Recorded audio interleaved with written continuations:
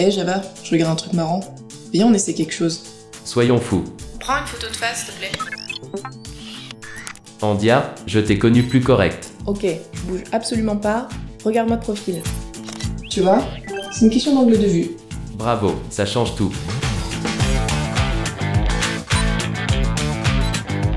C'est ce qui est arrivé au prince Harry, regarde. Heureusement pour lui que cette vue complémentaire existe. Il est effectivement facile de donner plus d'importance à un phénomène grâce au cadrage ou à l'environnement sonore. Regarde. Ici, ce que la télévision diffuse donne la sensation d'une manifestation très suivie et soutenue par un grand nombre de manifestants. Jean-Luc Mélenchon est avec nous. En direct, on aperçoit derrière vous les drapeaux et des gens qui se massent. Alors qu'en fait, il y a peu de monde. Oui, on constate qu'une foule peu dense a été judicieusement placée dans l'axe de la caméra, juste derrière le sujet interviewé. Regarde aussi la une de ce journal. Ici l'on peut croire que la soldate braque le vieil homme, là encore c'est le cadrage ainsi que le titre anxiogène choisi par le journal qui oriente l'interprétation de la photo. En fait, le vieil homme lui tient le bras en lui parlant. Personne autour n'est paniqué. C'est ça. En plus de ces astuces, l'environnement sonore peut également changer la teneur d'un message. T'as des exemples? Regarde cette vidéo et décris-moi ce que tu vois ensuite.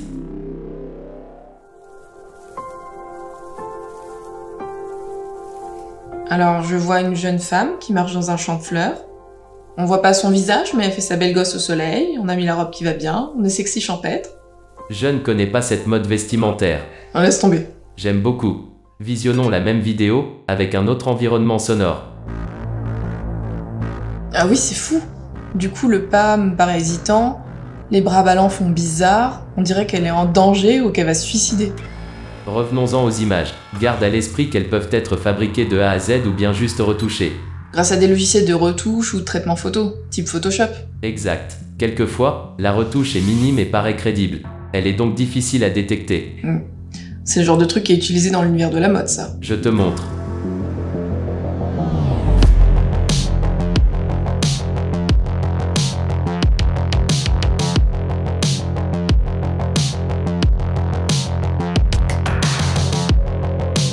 Quelquefois cependant, nul besoin de truquer l'image pour piéger le spectateur. Faut reconnaître que c'est bien fait. On n'y voit que du feu. Vos sens peuvent également être trompeurs. Si je te montre ceci, saurais-tu me dire s'il s'agit d'une photo ou d'une vidéo? Oh, c'est bluffant. C'est pas du tout une vidéo, si? Effectivement, c'est une image fixe.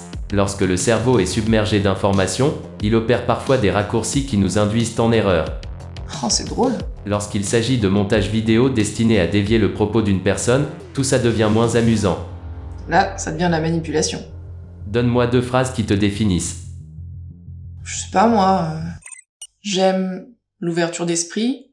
Ce que je déteste, c'est l'intolérance. Je sais pas, moi. J'aime l'intolérance. Ce que je déteste, l'ouverture d'esprit. C'est effrayant. N'est-ce pas? Et c'est pas fini. Tu connais le principe du deepfake. Oui, la technique qui consiste à remplacer le visage d'une personne par celui d'une autre. Des chefs d'État ont été la cible de deepfake. Oui, mais aujourd'hui tout le monde connaît cette technique. Elle est accessible au grand public. C'est exact. C'est une bonne chose car si les humains utilisent ce type d'application et expérimentent cette technologie, ils se demanderont plus souvent s'ils ont affaire à une image truquée ou non. Oui, t'as raison. Les gens se poseront sans doute plus de questions. Désolé, Andia, Oui, Java. tu me conseillerais la mode sexy champêtre?